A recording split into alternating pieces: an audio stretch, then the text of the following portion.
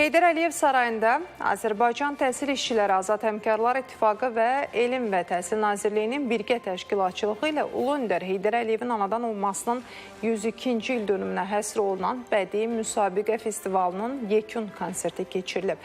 Tədbirdə dövlət rəsmiləri, rektorlar, millət vəkilləri, eləcə də tanınmış mədəniyyət və incəsənət xadimləri iştirak edib. Daha ətraflı sujetdə.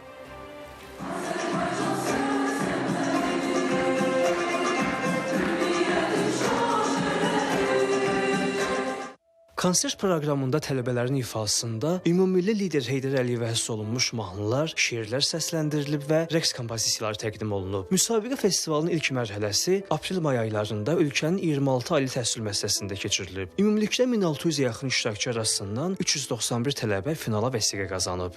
Müsiflər heyətinə çox görkəmli bizim incəsənət xadimlərimiz daxildir. Mübariz Tağıyev, Təranə xanım, rəqs üzrə xalq artisti, Samir Cəfərov Respublikanın xalq artisti, Gülyanaq Məmmədova xalq artisti və bəndəniz də orada iştirak edir. Amma onda mütləq qeyd eləməliyim ki, bu tələbələrin heç bir profil üzrə incəsənət ixtisası deyillər. Əzizdir qonaqları, sevgiyle böyüyün, buyurdun uşaqları. Bədii qiraət üzrə yarışmaya qatılmışam və bayraq şeirini dedim. Bizə Baba Vəziroğlu bu şeiri hazırlaşdırmışdı. Əlbəttə ki, hamısının həyəcanlı oldu Heydər Əliyevin Ulu Öndərin 100-çiliyinə hazırlaşmaq və biz ilk öncə Qarabağda gəldilər, bizdən müsabiqə götürdülər. Belə böyük bir zalda, belə bir önəmli bir tədbirdə bu qədər qonaqların arasında iştirak etmək hamı üçün önəmli və həyəcanlı idi. Mədəniyyətə böyük bir diqqət var. Mənim üçün çox xoşdur ki, bugün bizim gələcəyimizdə mədəniyyətə böyük diqqət var. Tüm universitetlər burada iştirak edir. Biz ən istedadlı balalarımızı seçmişik.